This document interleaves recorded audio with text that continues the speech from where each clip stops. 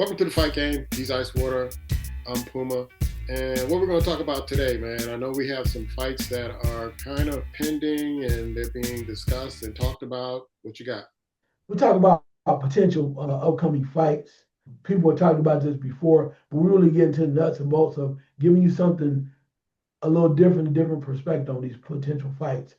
For some reason or another, with Devin Haney not really having interest in a Ryan Garcia rematch, and Ryan Garcia is already thinking about going after Rolly Romero rematch to try to get back that title. It seems like the rematch of Garcia versus Haney's off. So now Devin Haney is going after Teofimo Lopez. He's calling him out, saying this is the next great fight. It's what we need to do. So interesting fight. Your thoughts? I think that would be an interesting fight, and it will finally shut up Lopez because he feels that everybody's ducking him and nobody wants to fight him, and he's not getting the big fights. I do see that this will be a good pay per view fight if they get a really solid card with this fight. I don't know if it's the main card. It could be the main card, but I kind of look at it as a fight that really needs to happen to set up the stage for bigger fights for Haney to get back the championship.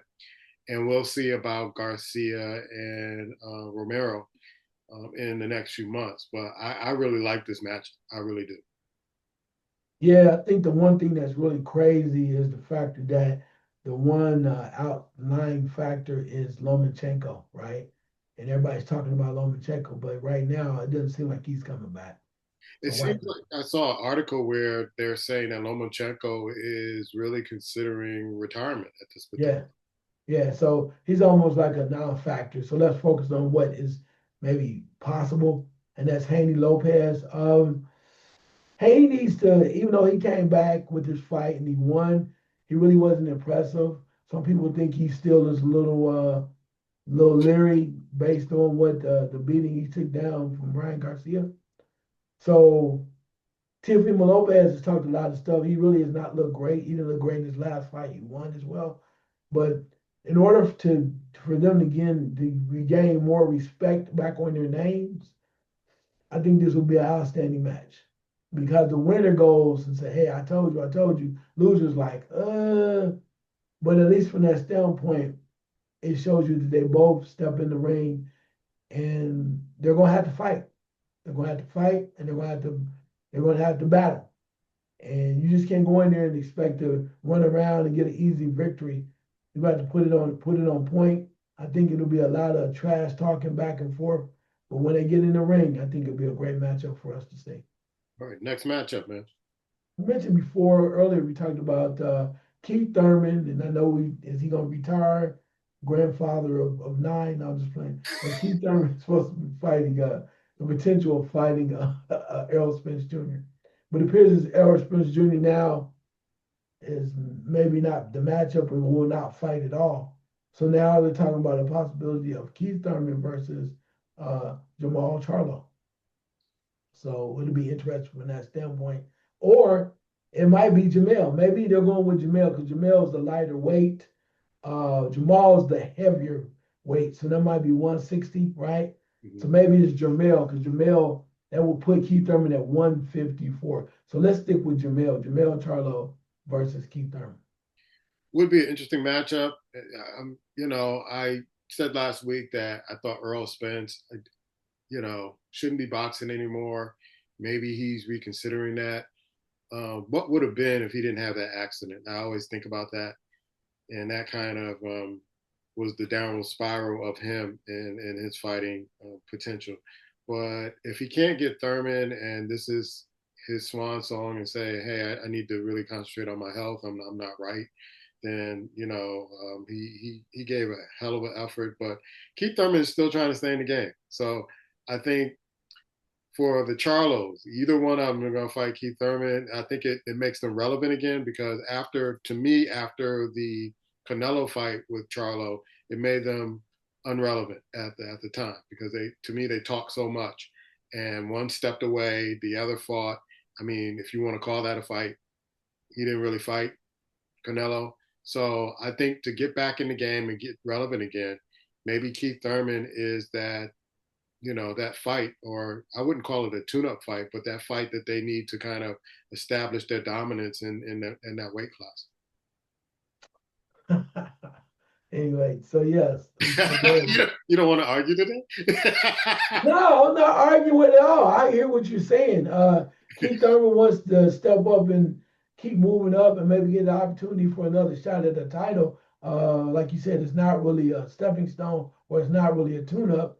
I think it's a legitimate fight that we really get to see what does Keith Thurman have left in his tank.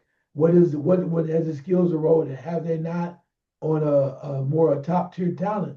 And I'm talking about Jamel. We know that how you feel about Jamel and Canelo, his effort against Canelo. But I'll say this, I said from the beginning about Jamel, he took a chance and he jumped up like Crawford's taking a chance to try to fight Canelo. But I'll say this, that I still think at 154, Jamel Charlo is still one of the better fighters in that division. And until somebody unseats him and proves different, then I'm gonna still roll with him. I just think it's totally different. Just because you try for greatness, and if you ran when you ran, tried to get that greatness, doesn't make you a bad fighter. You just had to go back to where you belong, 154. And I would challenge almost anybody to come see him at 154. And I would love to see Keith Thurman at 154. So if Keith Thurman gets the brakes beat off him at 154, we can close that argument. He can go take care of his kids and his wife. And I'm not trying to be funny, but it's just what it is. But then again, Keith Thurman still thinks he's relevant and still has something left. If Pacquiao has that opportunity, why not Keith Thurman? But I would love to see this fight because it's just another opportunity for both of these guys to show who's still relevant, whose skills are still moving forward. And is it yeah, good fight. Is it pay-per-view worthy? You need some other stuff. Okay, if you're going to put it out there, you need some other decent fights because I think the age of of Keith Thurman affects this fight. If it was somebody else, it'd be different. But I think the age of Keith Thurman makes it hard to make it pay-per-view. So you need to add some undercards, some other quality fights, and then people go, "Yeah, we like this, and we'll pay for it." All right, next fight. Next fight. Let's see. A lot of people are talking now, and we're getting closer because it sounds like we have a date. It was a lot of speculation in August of Tank Davis versus Mr. Roach rematch. Had to draw the first time. A lot of shenanigans going on. Taking the knee, too much grease on your scalp, getting in your eye. Too much dip on your chip. Yeah, too much stuff going on. Blaming the cosmetologist and the hairstylist. Everybody was a part of the loss. Eye and referees not doing an 8 count when they should have, and your corner coming up to the ring and wiping the hair grease that Murray's out your eye. This is happening on August 16th, I believe. Yeah. So yeah, I mean, your thoughts on that? First of all, that wasn't a draw. Tank, you lost that fight. You know you lost that fight. That fight, Roach had your number. He wasn't afraid. He stood in front of you. He boxed you. He had a perfect fight, and he deserved to win that fight. Now, there are no excuses if Roach comes in better and more equipped to handle you in this fight. Please don't call a draw because it'll be bloody murder. It was almost like the Canelo Alvarez fight with Triple G. They didn't want you to lose, so they gave you another shot at this. I'm pretty sure Tank is going to come in and try to prepare for this fight, but the word is out there is that he doesn't want it anymore. The fire's not in him anymore. So I don't know what's going to bring that back, but if you don't come back with that fire, Roach is going to take you out this time because now he knows that in order to beat this guy, I got to make it convincing. I got to do a TKO or a knockout of this guy because they're not going to give me this fight if it's close. And they damn sure didn't give it to you in a draw. No, I see that. I think there's some key elements here. I'm glad this fight is happening again. As you mentioned before, Lamont Roach is very familiar with Tank Davis. Hmm. You know, been proximity. You think about DMV, you think about Washington D.C., you think about Maryland, right? You think about them Baltimore, close. So they've been in the ring with one another as amateurs. They know this. He knew the style way before when.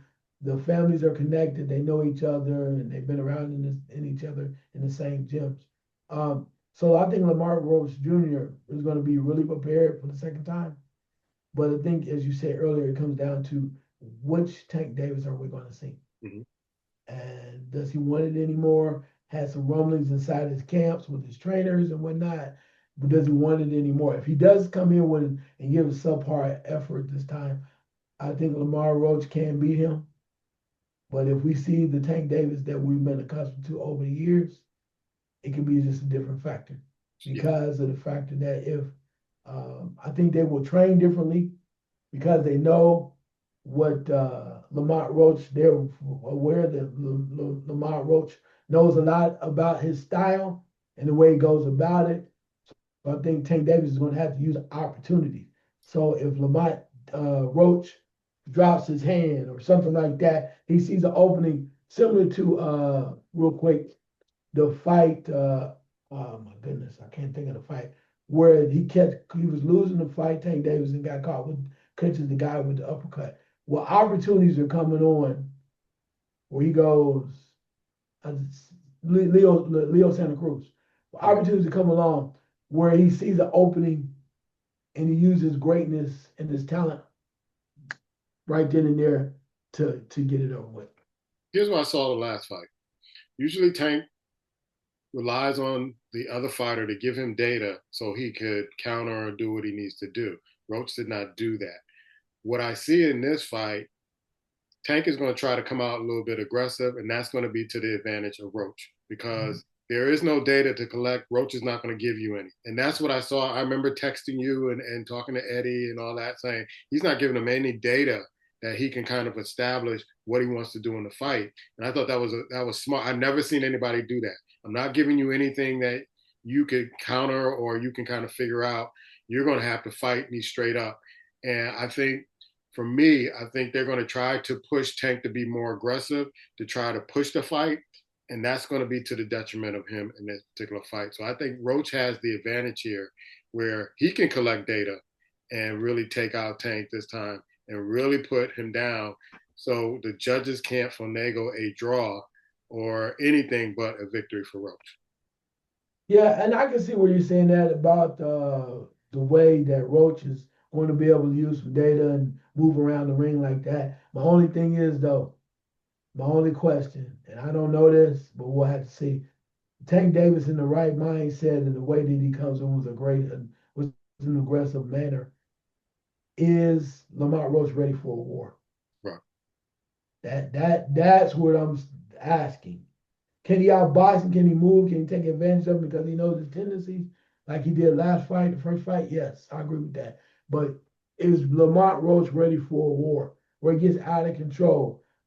Tank Davis is pushing him around. They're doing things, headbutting and things like that. Can he handle that? Because all it takes is a couple punches from Tank Davis and that type of chaos put you down. So that's what I want to see. All right. Next fight. Yeah, one other fight which is a little obscure. Actually, we want to go with that one. Uh, Williams Zepeda versus Shakur Stevenson. And I'm throwing this out there at you because for a long time, longest time, people thought Shakur Stevenson was running from a puncher.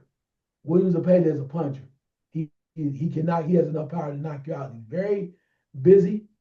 He comes at you real fast, and his plan is to put pressure on Shakur and not allow him to use his more relaxed boxing style.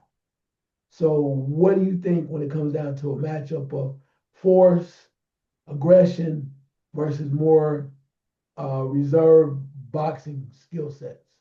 I still think Shakur, until he proves me that he can do something different, I think he'll do a lot of evading and running in this fight to not get hit by those big power punches. We saw him do it with Lomachenko, we saw him do it with other fighters that he felt that could really kind of land a big shot on him. I don't see anything different unless he shows me something different. I think he eludes and runs and taps and try to win rounds when he can with this puncher. I really do. Yeah, I can see that, and I hear a lot of that because we know that Shakur Stevenson's hands are talking about brittle, kind of like at times with like Floyd Mayweather's. But I think he'll be ready. Zepeda's been talking a lot. It's how he's going to hurt him. I'll say this: the one thing about Shakur Stevenson is the fact that he has amazing boxing skills Yeah. and temperament. He knows how to move, and he's a great adjuster. He makes adjustments real time. Um, I think that he really believes that he is that much better than Zapata. And when you watch Zapata versus Tevin Farmer, you kind of saw how Zapata had trouble with Tevin Farmer for a while. And I think what happens here is the factor that Shakur, with his boxing IQ, is going to give Zapata a lot of problems. Mm. And while people say he's running, at some point he's going out to fighting. I think he will. And I think the factor that he's going to say, I'm going to outclass you. And you might try to catch me and you're gonna be all wild and coming real fast. But his ability, Shakur Stevenson's ability to slow things down, and as you said, collect data. And then as we move on in the fight, you keep missing, kind of like that Floyd. I see every time you come over, you miss that pop, pop, pop, pop. And I think that's going to allow Shakur to do what he's going to do versus Zapata. And I granted Zapata is a different type of challenge, but I'm not sure if he has the skill set or the talent for me to do what he did, to take down Shakur in the way that he's talking. Yeah, Stevenson's IQ is off the charts, Yeah. and he's going to have to rely on that in this fight because if this guy's talking a lot, he's trying to get something out of you. He's trying to get that aggression out of you, so you kind of misstep in some kind of way. But I just see him trying to avoid the big shots, and that takes a lot of skill to avoid a big shot or those big shots from a big puncher. So I see him doing that before he gets comfortable enough to say, okay, I'm gonna stand in and give some shots and try to win these rounds round by round. Hey man, what about this fight in September? Are we gonna get Canelo and Crawford on the 13th in Las Vegas, New York? They're talking about Los Angeles now. I mean, they're not doing it overseas, thank God, but they're talking about doing it within the United States. What's going on with this one? Well, I mean, they're being very quiet, hush hush. But I think the point with Dana White's gone. That's out the window. He's no longer going to be the Right, promoter. So, of course, we say earlier that changes the whole premise of it. We go from Netflix to definitely pay per view, right? So we're going from Reliance Stadium, Raider Stadium, to now a smaller venue. So, with that being said, it's going to be very difficult because the Vegas thing is still on the table, but it's going to be difficult because we said Reliance Stadium already has a football game earlier in the day with UNLV, right. right? I think there's a concert or something in Las Vegas. So if T-Mobile is not taken up, they could also go to MGM. It's going to be hard because you kind of work out the particulars, and Turkey's trying to figure this out kind of last minute, and you're really affecting your money overall. I think LA would sound good because a lot of the fans that will watch this fight still could. LA to Oh no, they would love to have that in LA. yeah. Love to have that in California. So that would be easy fix there. It may not be the Vegas love, but you can get your money back because those that do not cannot go to California because Vegas is centrally located for a lot of people. It's a getaway. People want to go to Vegas. People from all around the country try to come to that fight. But if they had it in LA, you still can get your money because you have a smaller venue, pay per view, people are going to watch, and then you have that huge Hispanic slash Mexican Latino base that's going to drive crazy to California. Yeah. They're going to be there. They're going to, all be there. But then, too, if you have it in New York, They like New York as well. So it may not be the crowd that you're looking for the backing for Canelo, but in regards to the money, it make a lot of sense. So it really comes down to you. First of all, yes, they're going to have to fight on the 13th. Yes, they're having to fight. Secondly, it depends on what probably is the best deal for Turkey, and where does he think he can recoup his most money? Because out of those three venues, you would like to say Vegas, and that would be ideal. But if not, LA and New York. So I'd go, this is how I would go. Number one option, if he can do it, if he can still do it, he would love to have it in Vegas.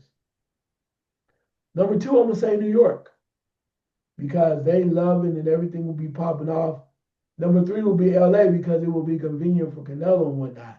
So I'll go one Vegas. New York, it still has its big fight feel. Yeah. As much as I say LA is okay, I think you lose the big fight feel when it's in LA, right? Compared to New York. New York is like, oh man, we got to get there. They love boxing in that area too. So I go one Vegas, two New York, three Los Angeles. He's Icewater. I'm Puma. And this is the Fight Game.